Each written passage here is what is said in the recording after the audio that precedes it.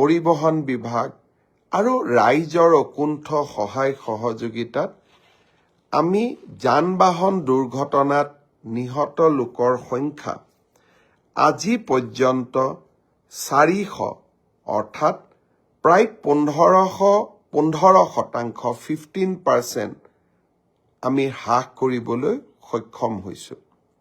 অৱশ্যে নলবাৰীৰ কেবিনেটত যান-বাহন আইন পালনৰ ক্ষেত্ৰত আমি কিছু শিথিল হোৱাৰ সিদ্ধান্ত লোৱা বাবে আমি 20% লক্ষ্যৰ পৰা আমি 15% লক্ষ্যলৈ আমি অৱনমিত হলো। তথাপিতো এটা বছৰত 400 জন লোকৰ জীৱন ৰক্ষা আৰু 15% মৃত্যুৰ হাৰ যান-বাহন দুৰ্ঘটনাত কমোৱাটো এটা আমাৰ সকলোৰে সামগ্ৰিক সফলতা বুলিয়েই আমি ক'ব লাগিব।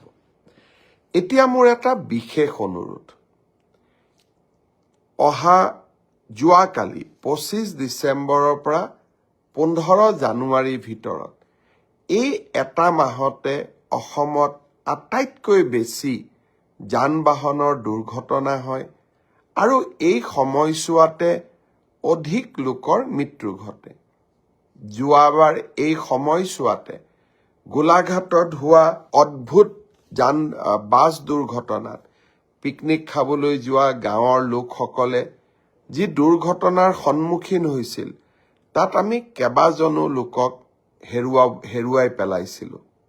গাঁওখনলৈ যাওঁতে সঁচাকৈয়ে মন সেমেকি উঠিছিলে।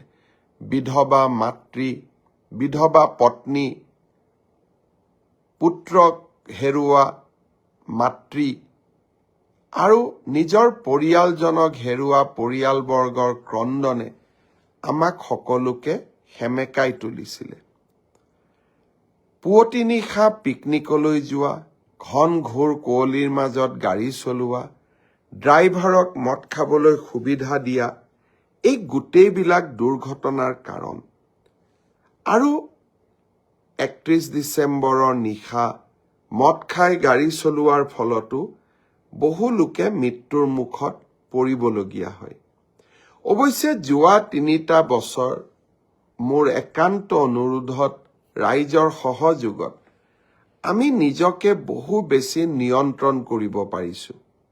এইবাৰো মই আশা কৰিম 31 ডিচেম্বৰৰ নিশাটো আমি যাতে কোনেও মদ খাই গাড়ী নচলাওঁ। আপোনালোকৰ সহযোগিতা আকৌ এবাৰ কামনা কৰিম।